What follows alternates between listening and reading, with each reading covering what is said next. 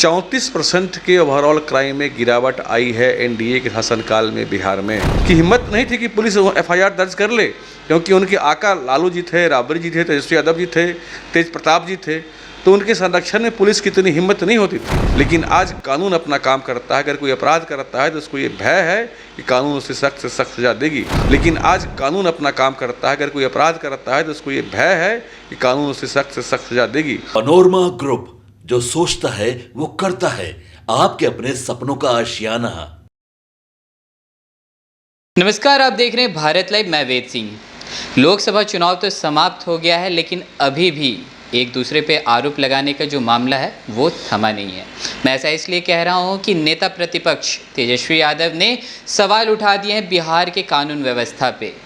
उन्होंने कहा है कि 2005 से पहले जो उनके शासनकाल, उनके पिता के शासनकाल के बारे में कहा जा रहा था जंगल राज, उसी पे उन्होंने तंज कसा है और कहा है कि बिहार में कानून व्यवस्था कैसी है, कैसे लचर हो चुकी है। और उन्होंने अपने सोशल मीडिया प्लेटफॉर्म एक्स पे भी 14 पॉइंट्स वहाँ पे उन्होंने गिनवाए हैं कि अभी फ़िलहाल क्या हो रहा है बिहार में, किस तरह की कानूनी अपराध जो घटना है वो घट रही है। इन्हीं सब तमाम मुद्दों पे बातें करने के लिए अभी हमारे साथ मौजूद है बीजेपी के प्रवक्ता नीरज कुमार जी।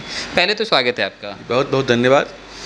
देखिए, तेजस्वी जी का परिवार शुरू से नौटंकीबाज और अपराधियों का सरगना परिवार बिहार में माना जाता रहा है और रहा भी है।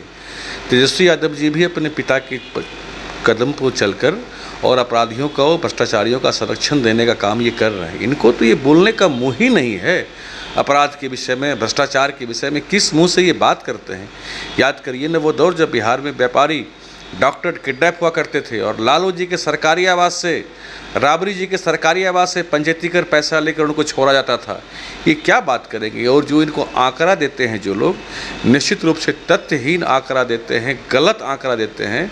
अगर आप ओवरऑल देखेंगे जो सरकारी आंकड़े बता रहे हैं तो 34% के ओवरऑल क्राइम में गिरावट आई है एनडीए के शासनकाल में बिहार में, जिसमें कि करीब आप देखेंगे कि किडनैपिंग में 82.8% की गिरावट आई है, रेप में 36% की गिरावट आई है, डकैती में 67%, 67% की गिरावट आई है।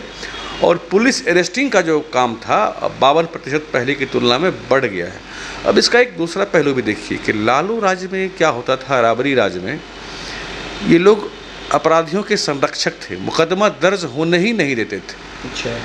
एनडीए के सरकार में कोई अपराधी बख्शे नहीं जा रहे, किन्हीं को सरकारी संरक्षण प्राप्त नहीं है, तो मुकदमा उन पर होता है, उन पर कार्रवाई होती है।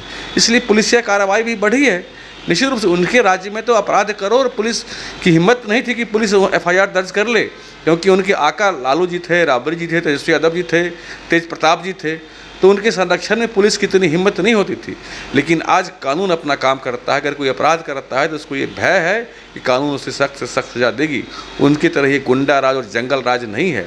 और गुंडा राज और जंगल राज हम बीजेपी के लोग नहीं कहते, ये कोर्ट ने कहा था साहब, ये कोर्ट का टिप्पणी था लालू राज और राबड़ी राज के विषय में। जी चलिए, अभी 2024 का लोकसभा चुनाव तो समाप्त हो गया है, 2025 का विधानसभा चुनाव आना है, उसके लिए कैसी तैयारियां हैं आप? हम लोग 24/7 चुनावी मोड में रहने वाले पार्टी के लोग हैं। हमेशा हमने तैयारी शुरू कर दी विधानसभा की। इस बार लोकसभा में हमारा स्ट्राइक रेट 75% का रहा है और विधानसभा में हम लोग अभी से जी तोड़ मेहनत शुरू किए हैं और उम्मीद करते हैं कि 90 से 95% स्ट्राइक रेट एनडीए का रहे। नीतीश जी की अगुवाई में फिर से एनडीए यहाँ अपार बहुमत से, स्पष्ट बहुमत से सरकार बनाएगा, इसमें कहीं कोई संशय नहीं है। हम लोगों ने अभी से इस पर ग्रास रूट पे काम, आपने देखा होगा कि हमारे यहाँ बैठकों का दौर शुरू हो गया विधानसभा चुनाव के निमित्त। हमने शुरू कर दिया है, हमने और जदयू ने भी शुरू कर दिया। जदयू की भी बैठक शुरू दिल्ली में होनी है, तो हम लोग सब शुरू कर चुके हैं। और इस बार बिहार की जनता भी मन बना चुकी है कि एनडीए को फुल मेजॉरिटी में यहाँ पर उनको बिठाने का, ताकि बिहार फिर से एक बार विकसित बिहार, जैसे मोदी जी ने संकल्प लिया देश को विकसित भारत बनाने का, तो इस तरह से इस बार मोदी जी की भी जहन में है कि बिहार को विकसित राज्य बनाना है। इसके लिए जितने हम लोग घटक दल के साथी एनडीए के हैं सभी लग चुके हैं और विधानसभा में हम लोग निश्चित रूप से 90 से 95% स्ट्राइक रेट से सफलता हासिल करेंगे। चलिए, लोकसभा चुनाव समाप्त हुआ था, उसके बाद आप लोग की तरफ से एक समीक्षा बैठक हुई थी, जिसमें ऐसा भी कहा जा रहा है कि जदयू का जो वोट है वो आप लोग की तरफ शिफ्ट नहीं हो पाया। ये सब बड़ा भ्रामक खबर है, बेकार खबर है। ये अखबार में कहीं से प्लांट किया गया।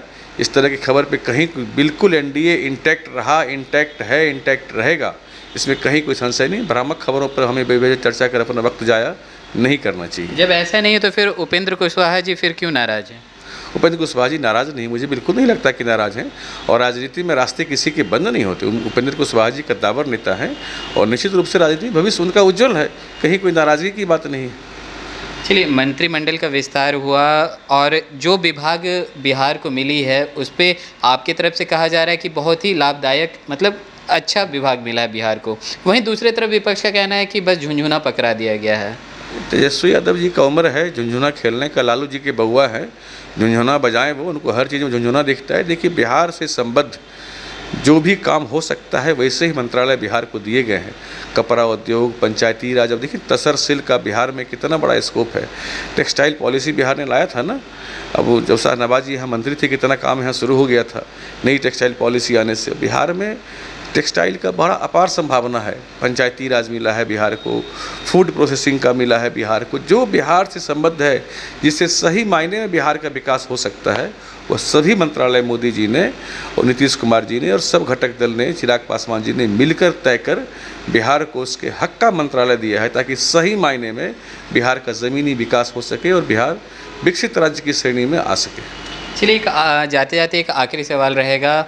शिक्षा विभाग के अवर सचिव के पाठक जी का तबादला हुआ है, इसको क्या देखते हैं, कैसे देखते हैं? ये पहले हो जाना चाहिए था, ये तबादला पहले हो जाना चाहिए। हम लोग शुरू से आवाज़ उठा रहे हैं, ये तबादला पहले होना चाहिए था, और उनको कहीं सेंटिंग पोस्टिंग में रखना ज़्यादा अच्छा है मेरे ख्याल से, तो क्योंकि वो अपने आप को लोकतंत्र से ऊपर समझते हैं, और ऐसे अधिकारियों की लोकतंत्र में मेरे हिसाब से कोई, मेरी व्यक्तिगत राय है, इसमें कोई जगह नहीं।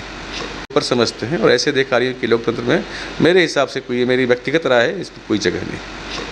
तो जैसा कि अभी आपने सुना कि हमारे साथ मौजूद थे बीजेपी के प्रवक्ता नीरज कुमार जी। इनका कहना था, जो जब अभी मैंने इनसे सवाल किए कि बिहार में जो 8 विभाग मिले हैं, उसको जो विपक्ष की तरफ से कहा जा रहा है कि बिहार में जो विभाग मिले उस झुंझुना पकड़ा दिया गया है, तो उस पर इनका कहना था कि ऐसा कुछ नहीं है। जो भी विभाग मिले हैं बिहार में वो काफ़ी लाभदायक हैं, जिससे बिहार की युवा जनता और सबके लिए लाभदायक है। और देखने वाली बात यह है कि उससे रोज़गार भी उत्पन्न होगा, और तो और बिहार के हित में वो मंत्रालय काफ़ी उपयोगी साबित होंगे। तो और भी ऐसे तमाम खबरों के साथ अपडेट के लिए आप बने रहें भारत लाइव के साथ।